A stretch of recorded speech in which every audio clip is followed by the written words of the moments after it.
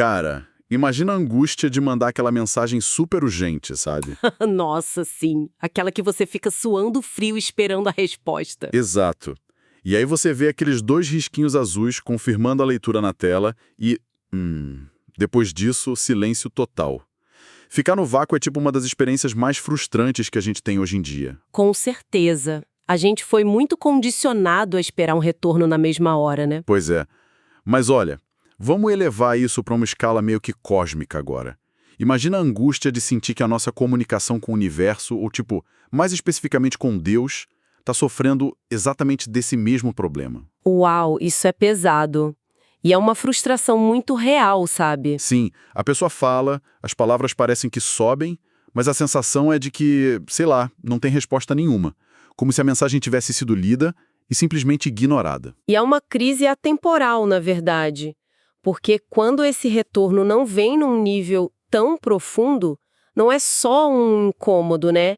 Gera uma crise de significado. A pessoa começa a duvidar de tudo. Exatamente. O silêncio levanta aquela dúvida estrutural. O problema está em quem deveria estar ouvindo do outro lado? Ou, será que tem uma falha na forma como a gente está elaborando e enviando essa mensagem? Cara, e é exatamente esse bug que a gente vai investigar no nosso papo de hoje. Nós temos aqui na mesa um material assim muito instigante do canal Geek Gospel. O estudo sobre a oração eficaz, certo? Isso, o nome do estudo é A Oração Eficaz. E a nossa missão aqui é tentar decodificar o que faz essa comunicação realmente funcionar na prática para a galera que está escutando a gente. Eu fico muito animada com esse tema, porque o documento não perde tempo com abstrações, sabe? Não mesmo, ele vai direto ao ponto. Fim, ele define logo de cara que uma oração verdadeiramente eficaz é aquela que, tipo, ela começa no âmbito espiritual, claro, mas ela gera um impacto tangível, real e visível no nosso mundo físico. Eles se baseiam muito lá no texto de Tiago, né?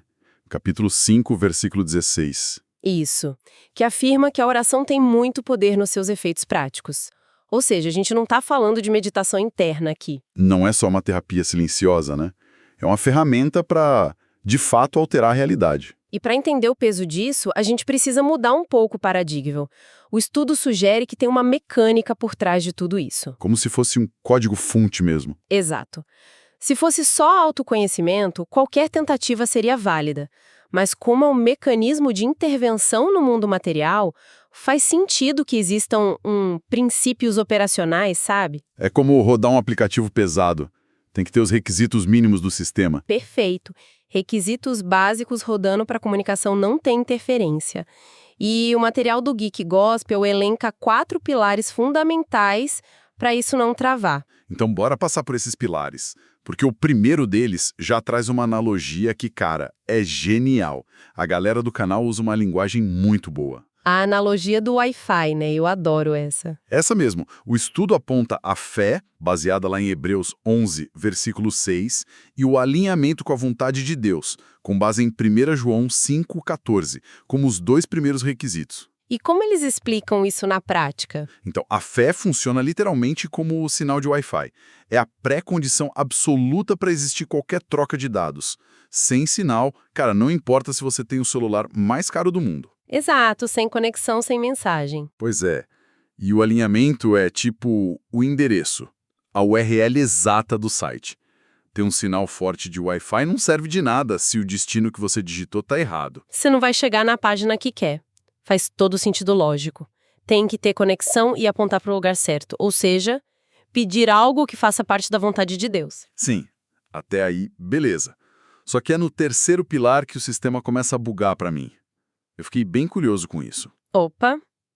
Qual foi o ponto de atrito para você? Seguinte, o terceiro requisito que eles listam é a santidade. E eles usam o Salmo 66, 18, afirmando que o pecado pode impedir a resposta. O pecado como um firewall. Isso. O material sugere que o pecado age como um bloqueio. Mas tipo, peraí. Se a premissa de qualquer estudo teológico é que Deus é onipotente e onisciente, por que uma falha humana funcionaria como um bloqueio intransponível? Se diz no sentido de limite de poder? É. Deus não poderia simplesmente, sei lá, ignorar essa falha técnica nossa e responder mesmo assim? O texto está dizendo que ele não consegue passar por essa barreira ou que ele escolhe não passar? Olha, essa grande dúvida que sempre aparece. E não se trata de uma limitação técnica. Deus não esbarra num muro e diz, poxa, não consigo entrar. Tá, então como funciona? A questão não é jurisdicional ou de poder, ela é totalmente relacional. Vamos pensar na dinâmica humana para a galera pegar visão. Beleza, manda. Imagina um pai. Ele tem força física de sobra para arrombar a porta do quarto do filho adolescente a qualquer hora, certo? Com certeza, pode só chutar a porta. Exato. Ele tem o poder de forçar a comunicação. Mas se ele usa essa força bruta e invade o espaço, ele destrói a confiança da relação. Ah, entendi. Então não é sobre o poder de acesso, é sobre as regras de convivência do sistema. Isso. O texto não está dizendo que Deus é fraco. Está dizendo que o pecado é tipo uma ruptura voluntária de confiança da nossa parte. É uma desonestidade na relação. Como querer ser íntimo de alguém, mas agir contra essa pessoa pelas costas. Exatamente. Cria uma dissonância cognitiva e espiritual gigante. E essa santidade que o texto pede não é ser um robô perfeito que nunca erra. Ninguém é assim. Ufa, ainda bem. Não dá, né? É mais sobre a disposição de manter a relação transparente, de assumir o erro e limpar o terreno. Se Deus só ignorasse tudo e desse o que a pessoa quer, ele não estaria construindo uma relação madura. Ele estaria mimando um comportamento totalmente disfuncional. Nossa, cara, isso muda a perspectiva toda. Tira a ideia de um Deus que se recusa a ouvir por capricho e joga a responsabilidade na nossa manutenção da honestidade da coisa. Perfeito. É sobre não ser um hipócrita na conexão. Saquei. Mas aí a gente chega no quarto requisito, que é a perseverança. O documento cita Lucas 18:1, dizendo que a gente precisa orar sempre e não desanimar. O famoso teste de resistência. Pois é. E aqui vem outra dúvida minha. Se a gente já sabe que Deus é onisciente, já sabe de tudo, e se o pedido está alinhado com a URL certinha, por que insistir? Porque não é só dar um clique e pronto, né? Exato. Se eu repito o pedido 1000 vezes, não parece que eu estou duvidando que ele ouviu da primeira vez? Se a gente pensar com uma lógica de e-commerce, sim. Como assim e-commerce? Numa transação comercial, você faz o pedido, o site aprova e pronto. Ficar mandando e-mail de novo seria super irritante. Mas o texto argumenta que a oração não é uma compra online. Tá, não é um Pix que você manda e espera o recibo. Não. A persistência não serve para vencer a relutância de Deus por exaustão. Tipo, vou encher tanto a paciência dele que ele vai me dar. Não é isso. A insistência altera, na verdade, a pessoa que está orando. Espera, altera de que jeito? O que muda na mente de quem persiste? Pensa bem, quantas coisas a gente quer desesperadamente numa terça-feira e na quinta a gente já nem lembra mais. Nossa, direto. Direto mesmo. Então, a persistência funciona como um filtro de autenticidade dos nossos próprios desejos. Força a gente a organizar as prioridades. E, além disso, expande a nossa capacidade psicológica para receber a resposta. Ah, tipo, preparar o terreno. Isso. Porque o impacto da oração no mundo físico muitas vezes exige que a pessoa esteja madura o suficiente para lidar com aquela nova realidade. O tempo da insistência é o tempo do nosso próprio upgrade interno. Cara, é um processo de lapidação de caráter. Não só uma sala de espera. Faz total sentido. Muda a forma como a gente encara o silêncio, né? Muda tudo. E saindo um pouco da teoria, o Geek Gospel faz questão de mostrar uns beta-testers desse sistema. Figuras que rodaram isso na prática. Porque falar de conceito no vácuo é fácil, né? Pois é. E eles trazem 3 exemplos de peso para a gente analisar. O primeiro é Elias. E a escolha de Elias no texto de Tiago é super estratégica, porque o texto faz questão de dizer que Elias era um cara sujeito às mesmas paixões que a gente. Um ser humano comum, com falhas, medos, estresse. Exatamente. E mesmo assim, o relato conta que ele orou para não chover. E o sistema meteorológico simplesmente parou por anos. Depois ele orou de novo e a chuva voltou. O que é absurdo nisso não é só parar a chuva.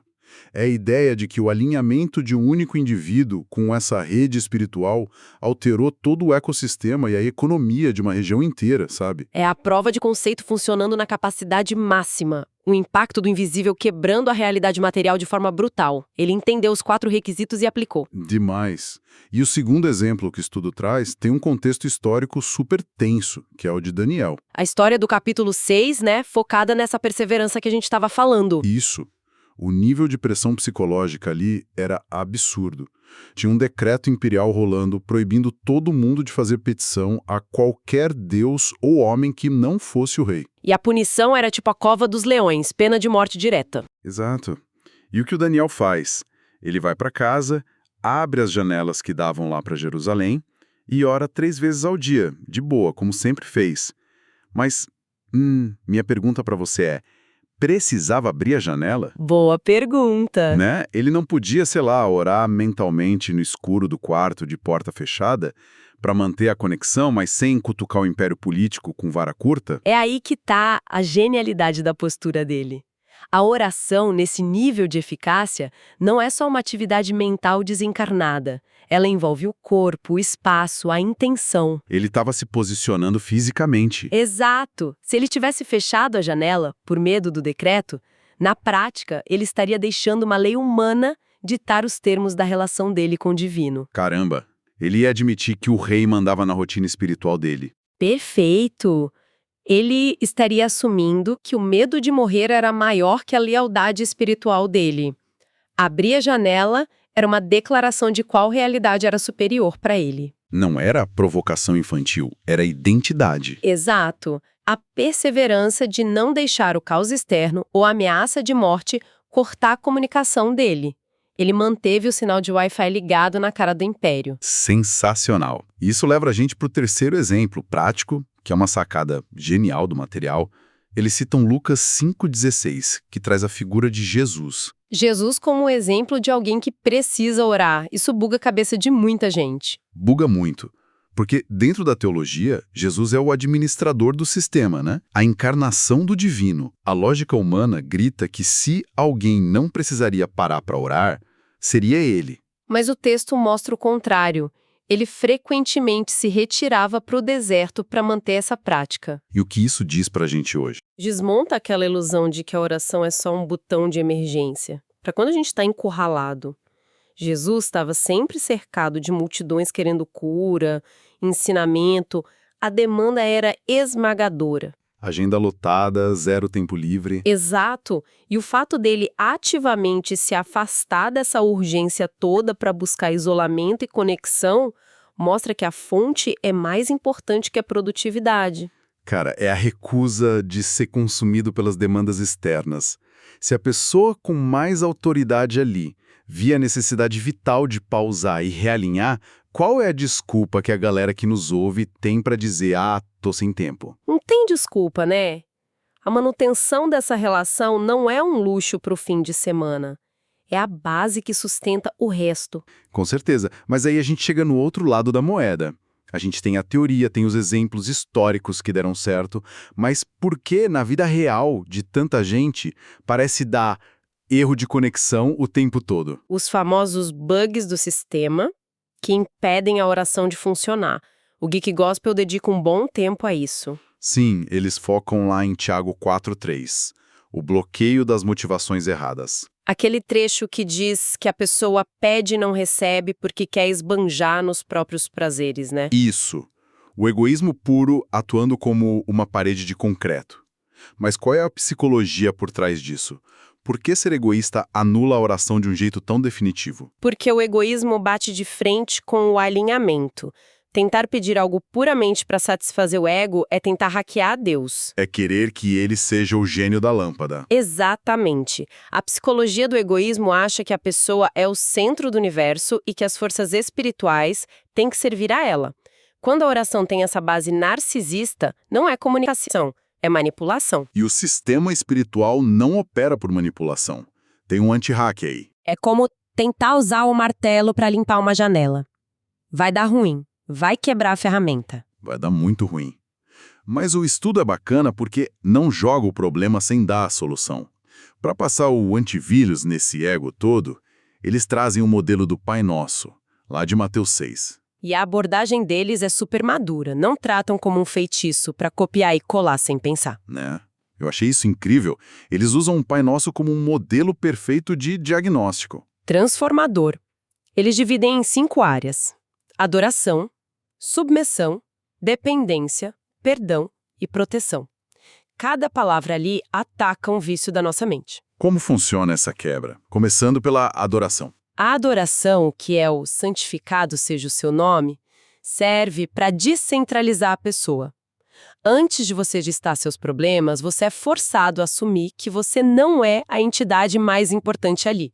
É um golpe letal no narcisismo. Nossa, sim, e logo depois vem a submissão. Venha ao teu reino, seja feita a tua vontade. Isso já recalibra o alinhamento na marra. Exato. Você já entra na conversa sabendo que os seus planos iniciais podem ser descartados em favor de um plano maior. Cara, isso é muito forte. E a terceira parte, a dependência, focado no pão nosso de cada dia. Eu sinto que isso bate muito na nossa ansiedade crônica hoje em dia. Bate direto na fonte da ansiedade. Porque a gente tem essa ilusão de ser autossuficiente ou o desespero de querer controlar o futuro inteiro. A gente quer o pão dos próximos 10 anos garantido na geladeira. Pois é, mas pedir pelo pão de cada dia força a mente a focar no presente. Quebra a avareza e ensina a confiar na provisão diária. É libertador. É fascinante como cada linha é um remédio para um problema humano, né? E as duas partes finais lidam com perdão e proteção. Aquele lance de perdoa as nossas dívidas assim como a gente perdoa quem deve pra gente. Essa é a parte que condiciona o seu alívio à forma como você trata os outros. É impossível manter a relação com Deus fluida se você está bloqueando o relacionamento humano com falta de perdão. É um circuito fechado, né? E o pedido de proteção fecha o ciclo reconhecendo que a gente é frágil contra o mal. Realmente, não é só um texto decorado. É uma reestruturação cognitiva completa. É passar um antivírus nas emoções e intenções todos os dias. Bom, agora que a gente passou pela teoria, pelos personagens e rodou o antivírus nos bloqueios, a pergunta que fica para a galera é a mais prática possível. Como instalar essa rotina na segunda-feira de manhã? A famosa aplicação, né? Sem prática é só filosofia e o documento sugere 3 frentes de upgrades. Tempo diário, leitura da palavra e persistência contínua. E a ênfase no diário é o que separa os adultos das crianças aqui. O texto diz: a oração eficaz é construída diariamente. Na nossa era de pílula mágica e atalho, isso é um choque cultural. Um choque gigante. A galera quer tratar a espiritualidade como máquina de refrigerante, sabe? Coloca a moeda da oração só na hora do desespero e que a latinha da solução caindo na hora. E se não cai, a pessoa chuta a máquina. Exatamente. Mas a construção diária me lembra muito academia, memória muscular. Ninguém fica forte indo pra academia uma vez só, ficando lá 12 horas seguidas. Nossa, péssima ideia. Vai só se lesionar. Né? Você precisa daquela adaptação chata de 45 minutos todo dia. É a constância que altera a estrutura biológica do músculo. E, na espiritualidade, altera a resiliência emocional. O segundo ponto, a leitura da palavra, entra exatamente como o pré-treino, o combustível disso. Ah, entendi. Porque volta naquilo da fé ser o sinal de Wi-Fi. Isso. A fé desenvolve com o contato constante com a mensagem. Quanto mais você lê e entende, mais o seu alinhamento fica afiado com o que Deus realmente quer. É um ciclo. Uma retroalimentação. E o terceiro ponto, que é a persistência, é basicamente o que segura a onda nos dias ruins, né? É a decisão de não largar a prática naquele dia em que você não sente absolutamente nada, que parece que está falando com o teto. Porque a maturidade se prova no silêncio, não quando está chovendo milagre. Falou tudo. Eu treino no escuro, sem plateia, que forma essa eficácia para mudar o mundo físico. Em Perdido, vamos dar aquele resumão rápido? Bora! A gente começou entendendo que a oração eficaz não é só paz interior, é gerar impacto físico observável. E para isso não travar, configuramos os 4 requisitos: fé para ter sinal, alinhamento para a URL certa, santidade para não ter hipocrisia e perseverança para aguentar o processo. Depois vimos os exemplos reais, Elias alterando o clima, Daniel peitando o império sem fechar janela e Jesus mostrando que até ele precisava dar um pause nas demandas para conectar. Exato. Aí passamos o antivírus do Pai Nosso para limpar nosso egoísmo, que é o maior causador de caixa de spam espiritual, e fechamos com a rotina de academia diária. Tem que suar a camisa todo dia. Uma estrutura brilhante do pessoal do Geek Gospel, de verdade. Exige mudança de postura na hora, muito. E olha, para quem curtiu essa viagem e quer pegar mais a fundo, vão lá no canal Geek Gospel, deixem o like, se inscrevam. O trabalho que eles fazem dissecando essas coisas milenares com essa clareza toda é sensacional. Vale muito a pena apoiar. Mas para a gente fechar o nosso papo de hoje de um jeito bem provocado, qual é a pulga atrás da orelha que fica para a galera levar para a semana? Olha, pensando que tudo que é físico é impactado por essa comunicação espiritual, a grande provocação é: qual área da sua realidade, qual relação quebrada ou qual medo estagnado na sua vida continua exatamente do jeito que está, paralisado, só porque a conversa necessária no mundo espiritual ainda nem foi iniciada por você? Caramba! Se a conversa não começa no invisível, a mudança não vai aparecer no visível. Que baita perspectiva. Fica a reflexão pesada pra gente pensar, né? Com certeza. Queria agradecer muito a companhia de todo mundo que ficou com a gente nessa análise de hoje.